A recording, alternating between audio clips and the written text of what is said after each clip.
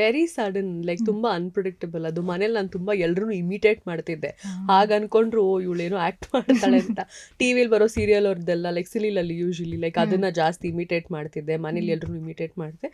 So they thought that ಏನೋ ಮಾಡ್ತಾಳೆ ಹುಡುಗಿ ಥರ ಇತ್ತು. ನನ್ನ ರಿಲೇಟಿವ್ ಒಬ್ರು ಮನೆ ಹಿಂದ್ಗಡೆ ಶೂಟಿಂಗ್ ನಡೀತಿತ್ತು, ಅವ್ರು forest officer basically.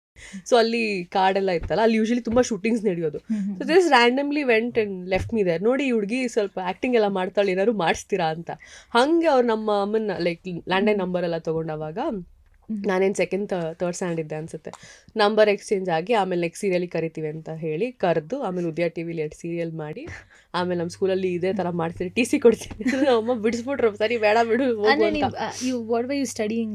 Third standard.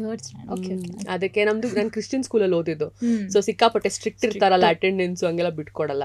So ದೇವ ಲೈಕ್ ಇಲ್ಲ ಟಿ ಸಿ ಕೊಟ್ಟು ಕಳಿಸ್ಬಿಡ್ತೀನಿ, ಇಷ್ಟು ರಜಾ ಹಾಕ್ಸ್ತಾ ಇದ್ರೆ ನೀವು. ಶೂಟಿಂಗ್ ಅಂದ್ರೆ ಗೊತ್ತಲ್ಲ ಎಷ್ಟು ರಜಾ ಹಾಕ್ಸ್ಬೇಕಂತ, ಏನು ಬೇಡ ಅಂತ ಬಿಡಿಸ್ಬಿಟ್ರು. ಆಮೇಲೆ ಹೈಸ್ಕೂಲಲ್ಲಿ ಬಂದಾಗ ಒಂದು 2 ಫಿಲ್ಮ್ ಮಾಡಿದೆ. ದುನಿಯಾ ವಿಜಯ್ ಜೊತೆ ಒಂದು ಫಿಲ್ಮ್ ಮಾಡಿದೆ. ಆಮೇಲೆ ಅದೋ film it was a bilingual film, it didn't happen. Chandan Bigg Boss ಅಲ್ಲಿ ಇದ್ರಲ್ಲ, ಚಂದನ್ ಅವ್ರು ಹೀರೋ ಆಗಿದ್ರು ಆ ಫಿಲ್ಮ್ಗೆ. ಅದಾದ್ಮೇಲೆ ಅವ್ರು ಆಕ್ಚುಲಿ ಸೀರಿಯಲ್ ಸ್ಟಾರ್ಟ್ ಮಾಡಿದ್ದು. Ivan for him it was a fresh start. So ಹಂಗೆ ಶುರುವಾಯ್ತು.